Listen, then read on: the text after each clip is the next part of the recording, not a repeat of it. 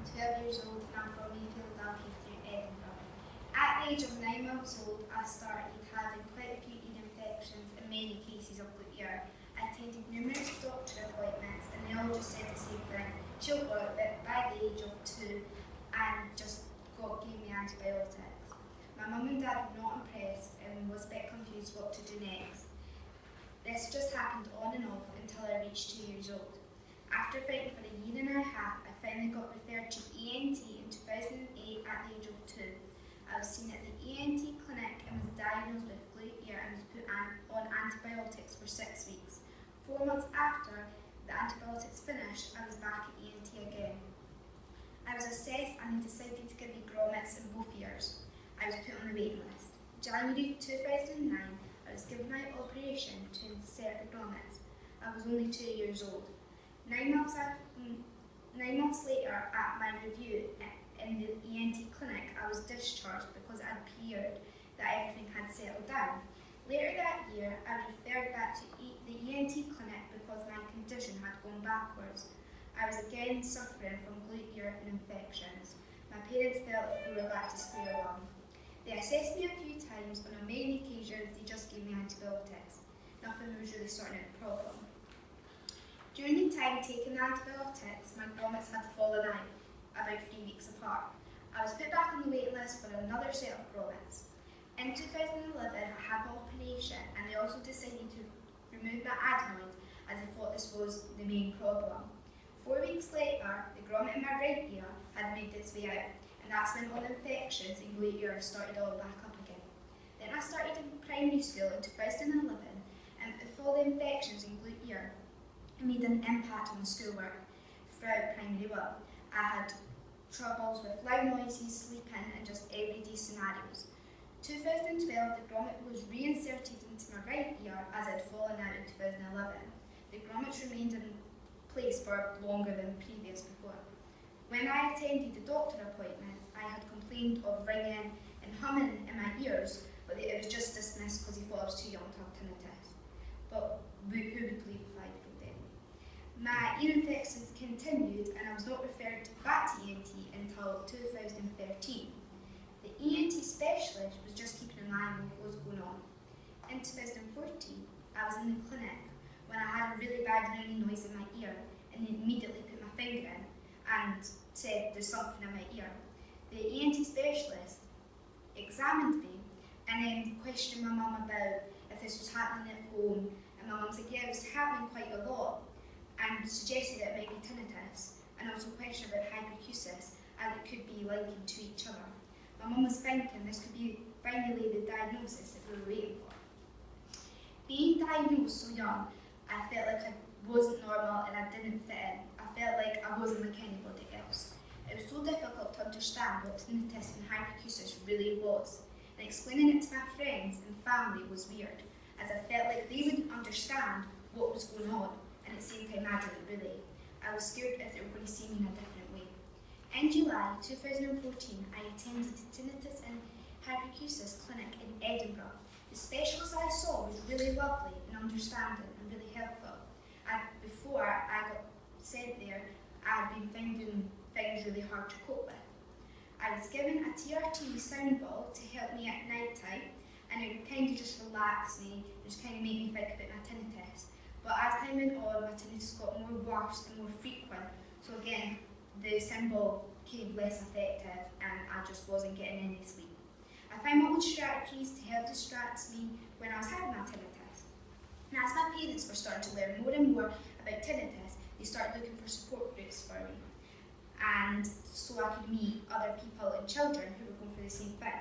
We found a group in Glasgow, and unfortunately it was a wee bit older people and I couldn't really speak to them, but I still found it really helpful, and they were quite opened up to me and gave me tips about how they dealt with their tinnitus. In December 2014, I got my 4th and final set of grommets. The infections continued when I had my grommets though. In June 2015, I had my operation to remove my grommet from my right ear as it was too painful. I was discharged from ENT once again as they couldn't do anything to help me. I was still attending the Tinnitus and Hyperacusis clinic every 6 months due to me having my tinnitus under control, and my hyperacusis, they decided to discharge me as there was nothing I could do because I was trying to control it. I was referred back to ENT in September 2016. I was having a painful ear infections and over 10 cases of tonsillitis in a couple months. I was put back on the waiting list to get my tonsils removed, and they also wanted to check that my adenoids hadn't grown back so they weren't causing the problem again. I had my operation in May of 2017. I was again assessed and then discharged again from ENT, and I've never been back since. In February 2018, me and my mum went to the This Scotland Tinnitus and Hearing Information Show, and I met Alan and Michael there. We discussed the possibility of me attending the Invisible Hearing Clinic to have my tinnitus and hyperacusis properly assessed and to see what was actually going on. I've been attending the clinic here in Glasgow, and the service is outstanding. Alan makes it so much easier for me to understand and for me to talk about my hearing conditions, and I felt so much more confident now I've learned about what's actually going on. I want to say a massive thanks to the Invisible Hearing Clinic for everything they've done. It's really changed me as a person, and the amount of horrible stuff I went through, and then to have an outcome like this, it really makes it worth it. I would also like to say a huge thanks for Alan for making me feel so much confident and giving me the use of these amazing hearing aids and the other resources for everything you've done for me and my family. So where am I just now? I'm going to high school after this summer, and I'm going to high school with these amazing hearing aids. I'm feeling confident about the future. I'm now in an amazing, pain-free place in my life that I'm happy to be in. I'd like to say a big thanks to everyone for coming along tonight. I'd like to say a special thank you to my family who has helped me, including my mum, my dad and my sister, and for being there for me when I feel down, and also my friends because they've really got me through it. So I attend running and dancing, and I would say they have been the biggest help for me as whenever I feel stressed out about my tinnitus or I've got my tinnitus, I tend to go on a run. And again, that's kind of a win-win because I'm building up my stamina at the same time, and I'm also getting away from the house and just be able to kind of get back in the zone. And my dancing, I just kind of get to dance the pain away. And I've also been doing a lot of awareness with the British Tinnitus Association, and I've got a blog up, and my mum has written one as well, and it's basically just about my story and how I've coped with tinnitus. Thanks for coming along and listening to my wee talk. I could probably talk on and on, but I think we've run out of time. Has anyone got any questions?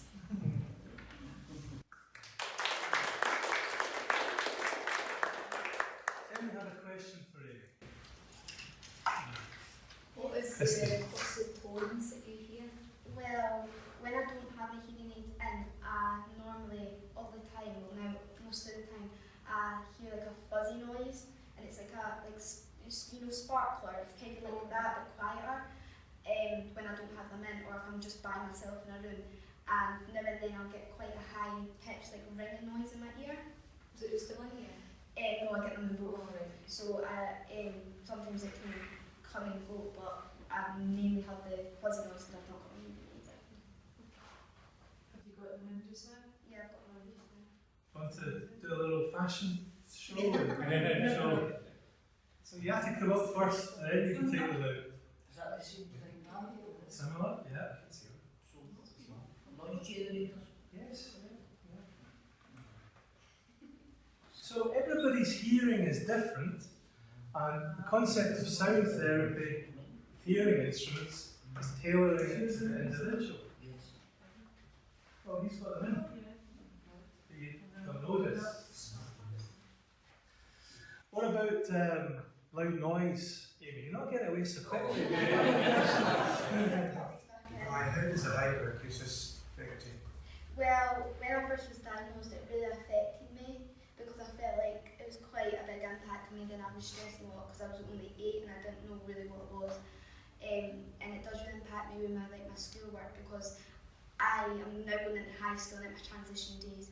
There was loads of banging in the dinner hall. There's hundreds of kids, and I would say it really does affect me because it's just it's like I'm trying to concentrate and eat my lunch and talking to my friends, and then I've got all of this going on in my head. It's just like it doesn't work. What does it sound like when somebody drops a fork on a plate?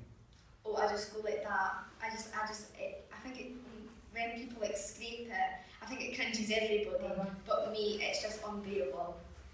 How do you cope when your friends are all screaming and excited and you're like, Yeah, half the time I'm just like, be quiet please, like, involve everyone. Or sometimes I just have to remove myself if it's that bad, but then again I don't want to be overprotecting my ears, because if I'm overprotecting them and my ears are not used to a big sound, and when I hear a big sound I'll be like, so I kind of just have to go along with it, and if it's too painful I normally tend to go away.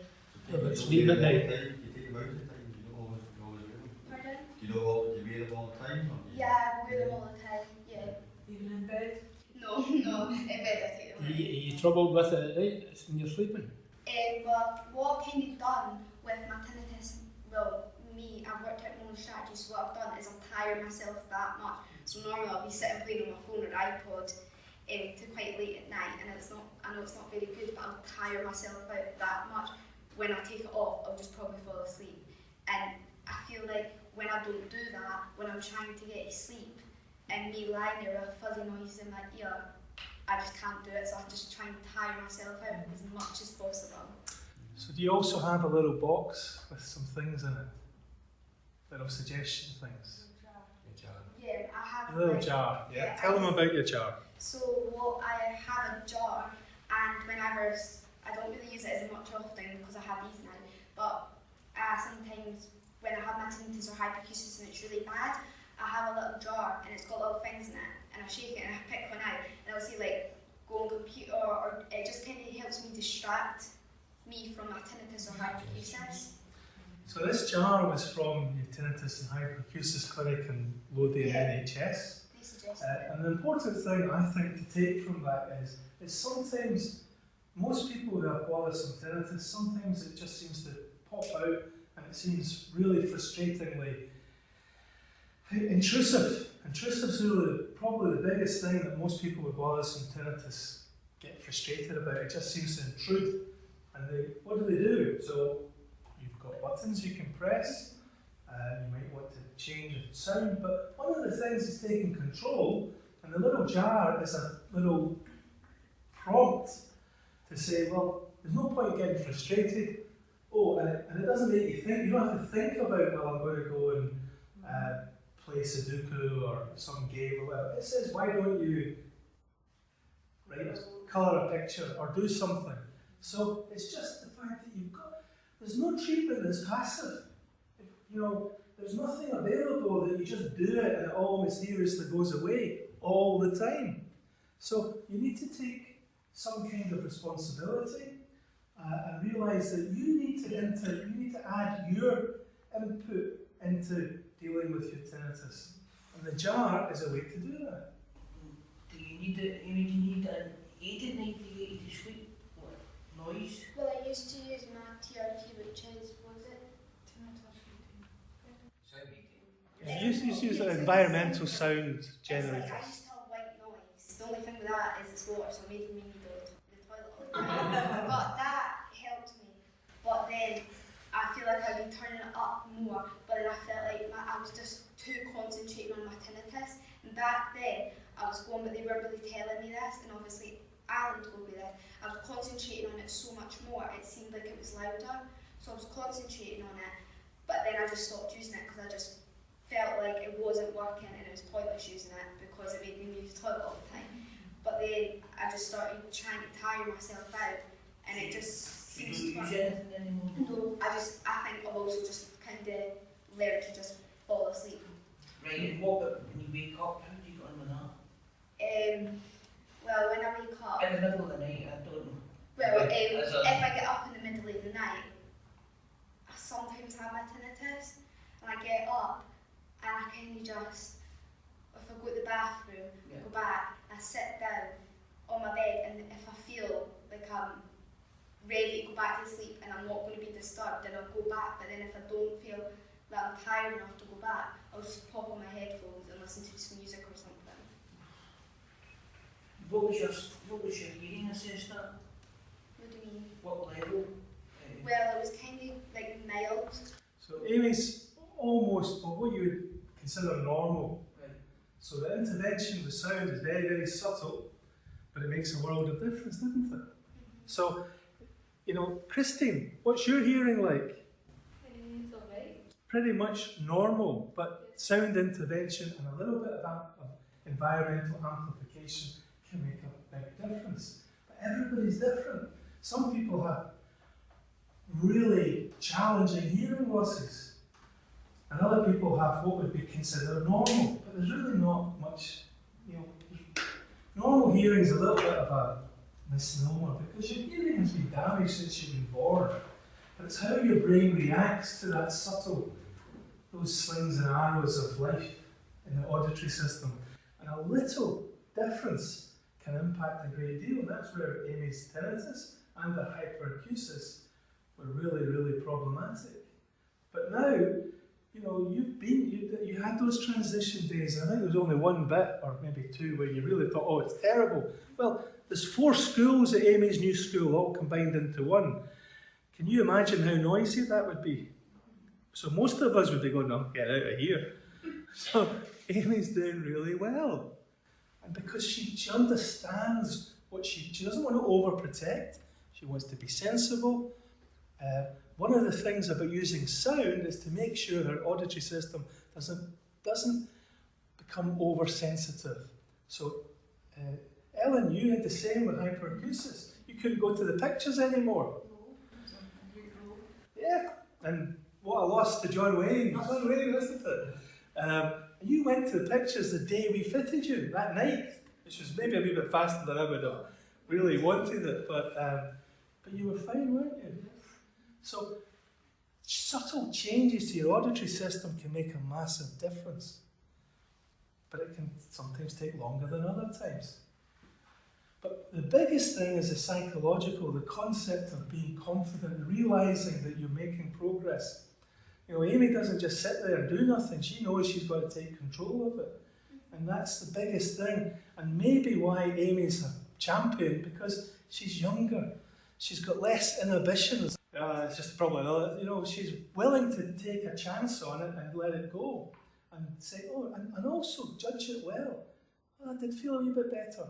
And not go, I did feel a bit better. It's probably, she's not questioning herself all the time about, that's better. She's just accepting it. One of the lovely things I liked about Amy, her hearing, you would all love to have Amy's hearing. Even Christine. Well, you're actually in par, the two of you. Amy's a little bit better hearing than you, but you're athletic, you're active as well, and these things help. Definitely helpful for your hearing. Good cardiovascular workouts and so on. So one of the things I loved about Amy telling me the first time she came back, or his mum, might have been you, Angela, that said she heard the start gun at her racing. Now, it wasn't that she didn't hear it before. It was just that she heard it that instant, instead of having a delay and going, oh, she heard it and she was off like a blooming hare. And all you tell me is how your personal bests are getting better and better. And that's just because she's getting more confident, and that's subtle, that teeny little bit of benefit. Amy's able to make an awful lot of that.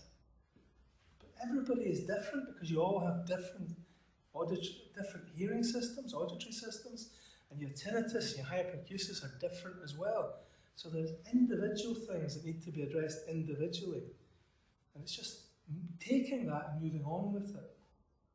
Can I ask something as well? Do you go to concerts or anything? No? I do like my music, but I've not been at concerts. I don't think I'm one for a concert. No, I was just wondering, because of what's happened to my ears, I was going to get my nieces and nephews those wee ear defenders to see some kids. So I was wondering if, because of what you got, like, if you were going to see Little Mix or something, you'd be putting things like that on, or, but you're not really like that. In high school, I'm doing like CDT, so it's a really loud machine, but Alan said like you don't want to overprotect your ears, because it's good to protect them, but if you're used to not hearing a loud noise and you hear a loud noise, it'll be like, so it's kind of a tricky one. But like when you're older and you start going clubbing and, and going to concerts, do you think you'll wear earplugs and stuff? Yeah, I think. Because that's what I do now. I've got them, I'll show my career, I've got a pair in my keyring that I keep for when I go to gigs and stuff. And it's like,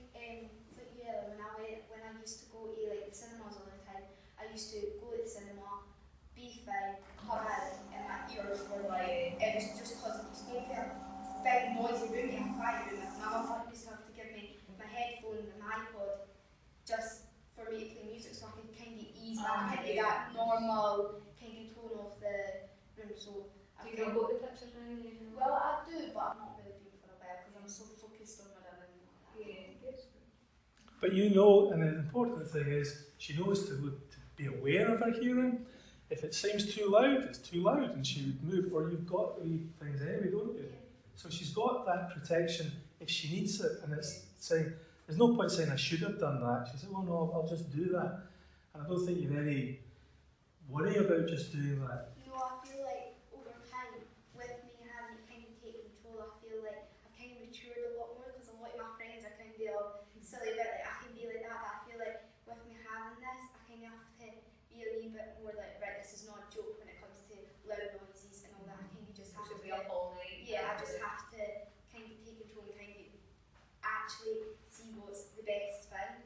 Well, that's good for your friends as well. Yeah, Because me and my pals went to a concert and I went into my pocket and brought out all of those bright yellow earphones. So I was like, right guys, look what I've went through. because I'm kind of like, when it comes to like people saying, because I've done talks in my school and I've done like tinnitus talks and all that to kind of understand, and they've been like, oh yeah, I've had that before. I'm like, but you've probably had it once. I have it more often, and then it comes, and then they ask me like loads of questions, and it's kind of like, oh, I see you as like the mummy of the friendship group when it comes to like talking about you. It's like you're the mum, and I'm like, I can be quite irritated sometimes.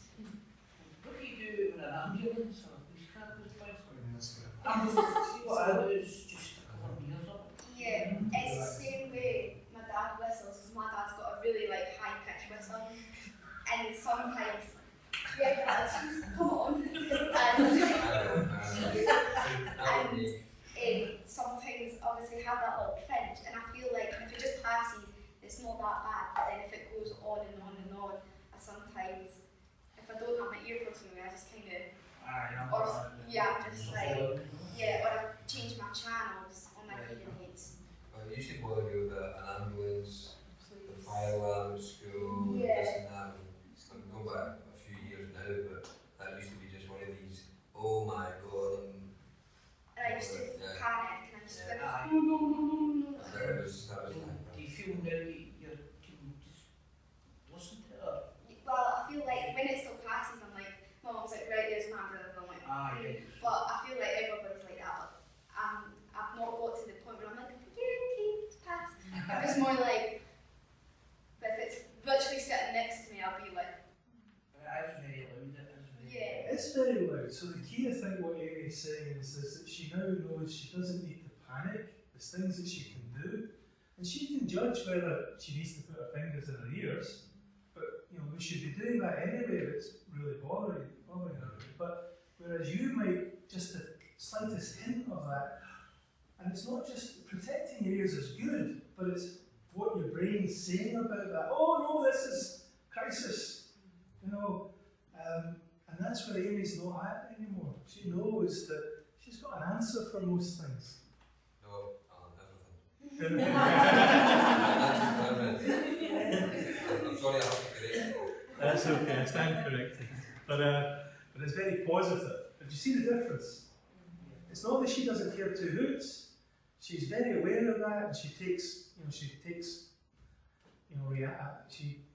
does something about it if necessary. But she doesn't have that that she had not even that long ago when things happened.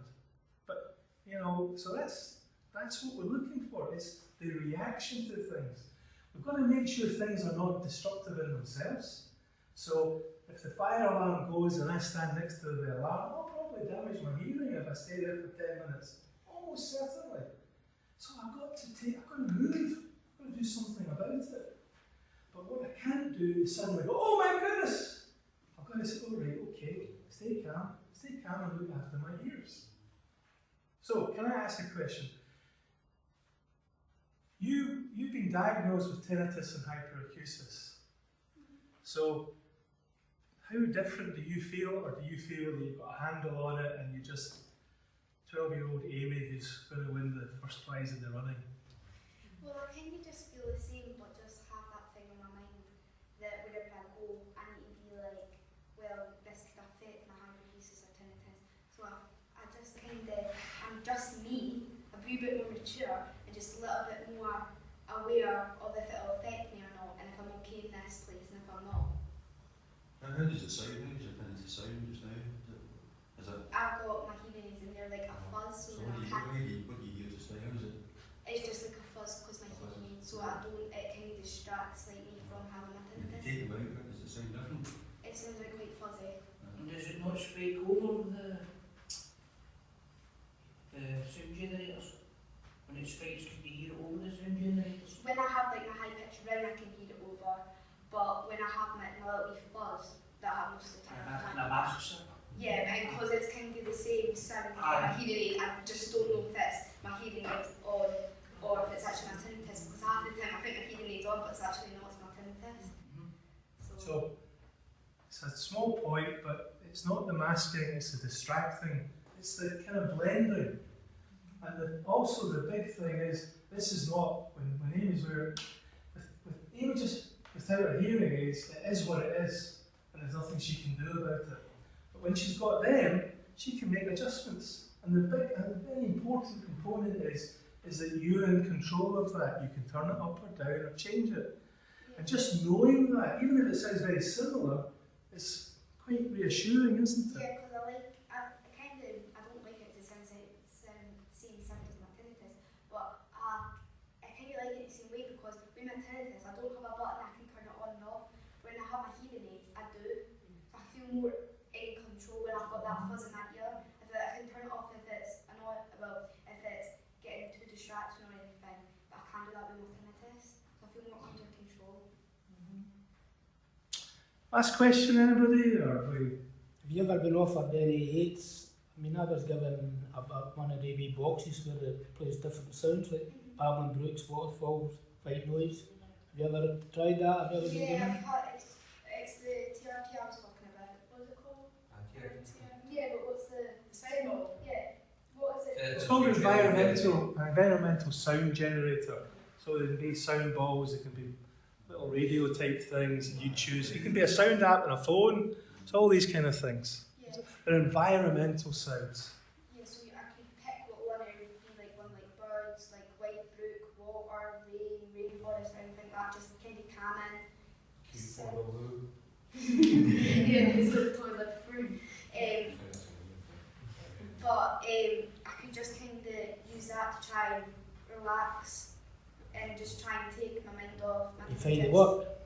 Well, it worked for a bit when my tinnitus wasn't bad, but then as I started paying more attention to it, I felt like it got louder, but it didn't. So it's because I was paying more attention to it, I was focusing on that. I wasn't really thinking about anything else, so I was kind of not having very good nights because I was always thinking about my tinnitus. And I was. And how long did it take you to adjust when you stopped using the machine? It took me a while because after I stopped using the machine, I was kind of. I wanted to use the machine, but then I felt like it didn't work, so I was like, oh, there's no point, it's not working. Right. And I'm sure you've been through a period that. Yeah, but I didn't have sleepless nights, and then I was like, right, if I tire myself out that much, if I'm that tired, when I take on my headphones, just fall asleep. And sometimes it works, sometimes it doesn't. So I went for a period where I was having really bad sleepless nights. And you through that period? Yeah, I got through it, and I'm now in it where I've been doing it for a couple of years. Excellent. Yeah, I think I've kind of also just adjusted to being able to take off my headphones, and now if I'm not tired enough and I still take them off, I feel I can, and I don't feel like I'm ready to go to sleep, and I just try. I do hear my tinnitus, but I don't pay attention to it because then it just, for me, it makes it sound like it's louder. So I just kind of think about something different, or think about nothing, and then normally I'll just fall asleep. So how long was that transitional period between leaving the machine to being able to? Was it once? It was, I think it was a couple of weeks, it wasn't anything. But everybody could be different. Yeah. Okay. Couple of weeks now. Yeah. The thing I think is always challenging, because I get tinnitus, and it can be quite strange tinnitus, but I don't have it all the time, so I can't. I've not heard it for a couple of days or whatever. So it doesn't bother me, it doesn't distract me, it's not what you guys are going through. And so you pull me up, and John, you will do that as well, and Stuart might as well, is that, and it's not, I don't want to make too big a point of it, but just something Amy said, because I think that's where I think more research suggests is the case. Sometimes your tinnitus seems very, very loud, and sometimes it doesn't seem very loud. And the temptation, and it's quite reasonable to say, no, it's really definitely louder. And Amy said something, sometimes when I focus on it, it gets louder, and we know that. I asked you this evening, how's your tinnitus? You said, oh, it's not really a problem, but now you've asked me about it, I'm more aware of it. So effectively, it got louder. So the loudness of, but the thing that's important is, the loudness of the tinnitus does not define how bothersome it is. It's one of the markers, it's the one that we can all jump to, but it's not the main thing, because I personally have patients who still perceive loud tinnitus. They can alter it, that's one of the uses of the devices, but we can't make it better. It's there most times. It doesn't bother them. With a lot of patients, sometimes the sound can make a change the perception of it. But the real key to it is it's not the noise, it's not the loudness, it's how much you feel it intrudes, how much you feel it's getting under your skin. And Amy said when she focuses on it, it gets louder. But the key is whether it's a wee bit louder or a wee bit quieter, she doesn't bother too much, I don't think. She just presses a button and gets on with it. And if she's really stuck, she sticks her hand in the cookie jar and says, oh, what am I to do then? So she knows that sometimes she's got to do something a wee bit more than that. Okay, Amy, once again, thank you so much for coming along. I do think it's inspirational. I think you should I think you've every right to be proud of your family, because I think they've been really supportive to you.